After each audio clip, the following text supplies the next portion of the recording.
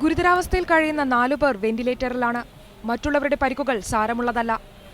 ഇവരെ സ്പെഷ്യൽ വാർഡിലാണ് പ്രവേശിപ്പിച്ചിട്ടുള്ളത്. ബസിന്റെ ടയർ പൊട്ടിയതും മരത്തിലിടിച്ചതും മാത്രമാണ് പരിക്കേറ്റവർക്ക് ഓർമ്മയുള്ളത്. പിന്നീട് ബോധം നഷ്ടപ്പെട്ടു.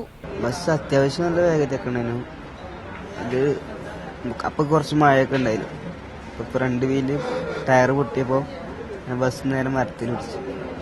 പിന്നെ ഞാൻ പറഞ്ഞ് എനിക്ക് ബോധം ഉണ്ടായില്ല. എനിക്ക് വണ്ടിന്റെ ഒരു സൗണ്ട് കേട്ടു. വണ്ടി പോണ റണ്ണിങ്ങിൽ വണ്ടി ഒരു സൗണ്ട് കേട്ടു. പിന്നെ വണ്ടി ഡ്രൈവർക്ക് നിർത്താൻ നിയന്ത്രിക്കാൻ കഴിഞ്ഞില്ല, കൺട്രോൾ കിട്ടിയില്ല. അങ്ങനെ മരത്തിന് പോയി തട്ടുക ചെയ്തിട്ടുണ്ട്. പരിക്കേറ്റവരെ സന്ദർശിച്ച മുഖ്യമന്ത്രി ഇവർക്ക് എല്ലാവിധ ചികിത്സാ സഹായങ്ങളും വാഗ്ദാനം ചെയ്തു. ICUവിലെത്തിയ മുഖ്യമന്ത്രിക്ക് മുൻപിൽ ഗുരുതരാവസ്ഥയിൽ കഴിയുന്നവരുടെ ബന്ധുക്കൾ പൊട്ടിക്കരഞ്ഞു. നിയമം കർശനമായിട്ട് നടപ്പിലാക്കും.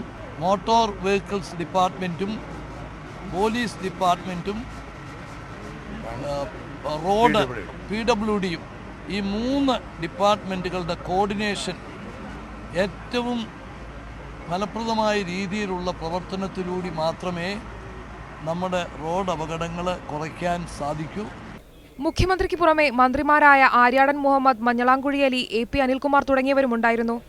മുഖ്യമന്ത്രി മടങ്ങിയതിനു ശേഷമാണ് ട്രാൻസ്പോർട്ട് കമ്മീഷണർ ഋഷിരാജ് സിംഗ് സംഭവസ്ഥലത്തെത്തിയത്. ക്യാമറ പേഴ്സൺ ഷിബുവിനൊപ്പം ഷിത.